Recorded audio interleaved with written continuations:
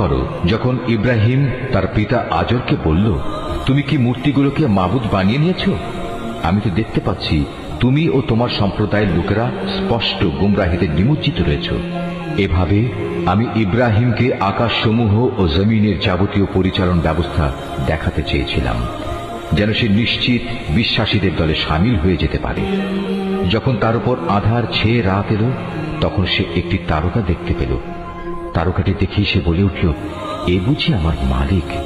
কিন্তু কিছুক্ষণ পরে যখন তারকাটি ডুবে গেল, তখন সে কিছুটা দ্বিধাগ্রস্ত হয়ে বলল, যা ডুবে যায় তাকে তো আমি আমার মালিক বলে পছন্দ করতে পারি না।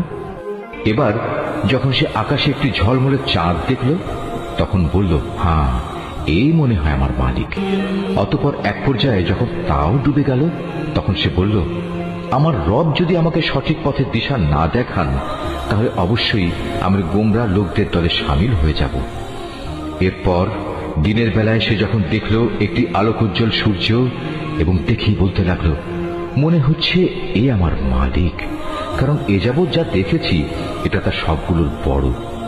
সন্ধ্যা ঘনিয়ে আসতে আসতে তাও যখন ডুবে গেল, তখন ইব্রাহিম নতুন বিশ্বাসে বলীয়ান হয়ে নিজের জাতিকে ডেকে বলল, হে আমার সম্প্রদায়ের লোকেরা, তোমরা যেসব কিছুকে আল্লাহ তাআলার সাথে অংশীদার বানাও, আমি তা থেকে সম্পূর্ণ মুক্ত।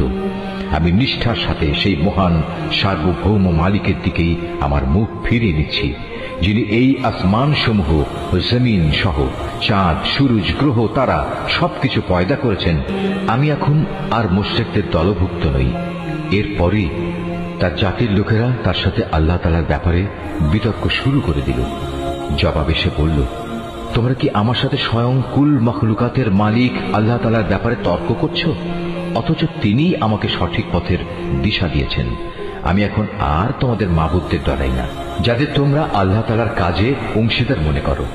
অবশ্য আমার মালিক যদি অন্য কিছু চান, সেটা আলাদা কথা। আমার মালিকের জ্ঞান সব কিছুর উপর পরিব্যাপ্ত। এরপরেও কি তোমরা সতর্ক হবে না? তোমরা যাকে আল্লাহ তাআলার সাথে অংশীদার করো, তাকে আমি কিভাবে ভয় করব? অথচ তোমরা আল্লাহ তাআলার সাথে অন্যদের শরীক করতে ভয় পাও না, যাদের ব্যাপারে আল্লাহ তাআলা কোনো প্রমাণপত্র তোমাদের কাছে পাঠাননি। এই অবস্থায় তোমরাই বলো, আমাদের এই উভয় দলের মধ্যে কোন দলটি দুনিয়া ও আখিরাতে নিরাপত্তা লাভের বেশি অধিকারী? বলো, যদি তোমাদের কিছু জানা থাকে। যারা ঈমান এনেছে এবং যারা তাদের ঈমানকে জুলুমের কালিমা দিয়ে কলুষিত করেনি, তারাই হচ্ছে দুনিয়া ও আখিরাতে নিরাপত্তা লাভের অধিকারী। মূলত তারাই হচ্ছে হেদায়েত প্রাপ্ত। এ ছিল শিরক সম্পর্কিত আমার সেই অকাট্য যুক্তি, যা আমি ইব্রাহিমকে তার জাতির উপর দান করেছিলাম। এভাবেই আমি আমার জ্ঞান দিয়ে যাকে ইচ্ছা তাকে সমুন্নত করি। তোমার মালিক প্রবল প্রজ্ঞাময়, কুশলী। অতঃপর আমি তাকে দান করেছি ইসহাক ও ইয়াকুবের মতো দুইজন সুপুত্র। এদের সবাইকেই আমি সঠিক পথের দিশা দিয়েছিলাম। এদের আগে আমি নূহকেও হেদায়েতের পথ দেখিয়েছি। অতঃপর তার বংশের মাঝে দাউদ, সুলাইমান, আইয়ুব, ইউসুফ, মুসা এবং হারুনকেও আমি হেদায়েত দান করেছি। আর এভাবেই আমি সৎ কর্মশীলদের পুরস্কার দিয়ে থাকি। জাকারিয়া, ইয়াহিয়া, ঈসা এবং ইলিয়াসকেও আমি সঠিক পথ দেখিয়েছিলাম। এরা সবাই ছিল নেককারদের দলভুক্ত। আরো সৎ পথ দেখিয়েছিলাম ইসমাইল, ইয়াসা, ইউনুস এবং লূতকেও। এদের সবাইকেই আমি নবুয়ত দিয়ে সৃষ্টিকুলের উপর বিশেষ মর্যাদা দান করেছিলাম। এদের পূর্বপুরুষ, এদের পরবর্তী বংশধর ও এদের ভাই বন্ধুদেরও নেতৃত্বের জন্য নানাভাবে পুরস্কৃত করেছিলাম। আমি এদেরকেই বাছাই করে নিয়েছিলাম এবং সেজন্যই আমি এদের সবাইকে সরল পথে পরিচালিত করেছিলাম। এ হচ্ছে আল্লাহ তাআলার হেদায়েত। নিজ বান্দাদের মাঝে যাকে চান তিনি তাকেই এ হেদায়েত দান করেন। কিন্তু তারা যদি শিরক করত, তাহলে তাদের যাবতীয় কর্ম অবশ্যই নিষ্ফল হয়ে যেত। এরাই ছিল সেসব লোক যাদের আমি কিতাব, প্রজ্ঞা ও নবুয়ত দান করেছি। আজ যদি তারা তা অস্বীকার করে, তাতে আমার কোনোই ক্ষতি নেই। আমি তো অতীতে এমন এক সম্প্রদায়ের উপর এ দায়িত্ব অর্পণ করেছিলাম যারা কখনো এগুলো প্রত্যাখ্যান করেনি। আল্লাহ তাআলা এদের সবাইকে সৎ পথে পরিচালিত করেছেন। অতএব হে মুহাম্মদ, তুমি এদের পথেরই অনুসরণ করো এবং বলো, এজন্য আমি তোমাদের কাছ থেকে কোনো পারিশ্রমিক চাই না। আসলে এ হচ্ছে দুনিয়ার মানুষের জন্য একটি স্মরণিকা মাত্র। তারা আল্লাহ তাআলাকে তার যথাযোগ্য মর্যাদা দান করেনি। বিশেষ করে যখন তারা বলল আল্লাহ তাআলা কোনো মানুষের উপর কোনো বস্তু গ্রন্থই নাজিল করেননি, তুমি তাদের জিজ্ঞেস করো যদি তাই হয় তাহলে মুসার আনিত কিতাব, যা মানুষের জন্য ছিল এক আলোকবর্তিকা ও পথ নির্দেশ, যা তোমরা কাগজের পাতায় লিখে রাখতে, যার কিছু অংশ তোমরা মানুষের সামনে প্রকাশ করতে এবং অধিকাংশই গোপন করে রাখতে। সর্বোপরি সে কিতাব দ্বারা তোমাদের এমন সব জ্ঞান শিক্ষা দেয়া হতো যার কিছুই তোমরা জানতে না এবং তোমাদের পূর্বপুরুষেরাও জানত না। তা কে নাজিল করেছেন?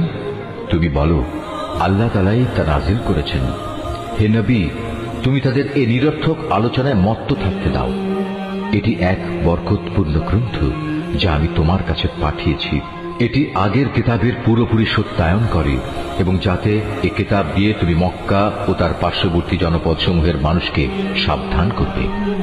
যারা আখিরাতের উপর ঈমান আনে তারা এই কিতাবের উপর ঈমান আনে, আর তারা তাদের নামাজ সমূহেরও হেফাজত করে। সে ব্যক্তি চাইতে বড় জালেম আর কে আছে যে আল্লাহ তাআলা সম্পর্কে নানাবিধ মিথ্যা কথা রচনা করে বেড়ায়, অথবা বলে আমার উপর ওহী নাজিল হয়েছে, যদিও তার প্রতি কিছুই নাজিল করা হয়নি।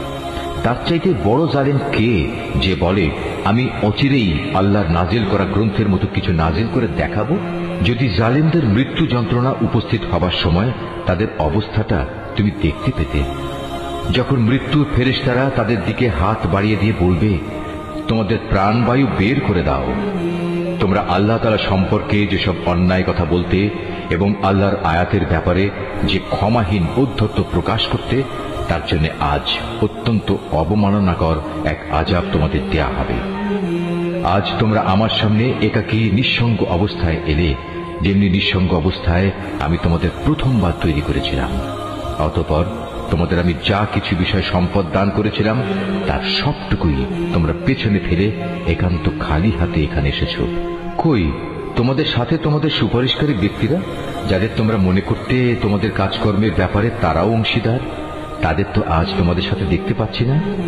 বস্তুত তাদের এবং তোমাদের মধ্যেকার সেই মিথ্যা সম্পর্ক আজ ছিন্ন ভিন্ন হয়ে গেছে এবং তাদের ব্যাপারে তোমরা যা ধারণ করতে তাও আজ নিষ্ফল প্রমাণিত হয়ে গেছে। অবশ্যই আল্লাহ তাআলা শস্য বীজ ও আঁটিগুলো অঙ্কুরিত করেন। তিনি নির্জীব কিছু থেকে জীবন্ত কিছু বের করে আনেন, আবার তিনি জীবন্ত কিছু থেকে প্রাণহীন কোনো কিছু নির্গত করেন। এই সৃষ্টি কৌশলের মালিক হচ্ছেন আল্লাহ তাআলা। এর পরেও তোমরা কোথায় কোথায় ঠোকর খাচ্ছ বলো? রাতের আঁধার ভেদ করে তিনি উষার উন্মেষ ঘটান। তিনি রাতকে তোমাদের বিশ্রামের জন্য নির্দিষ্ট করে দিয়ে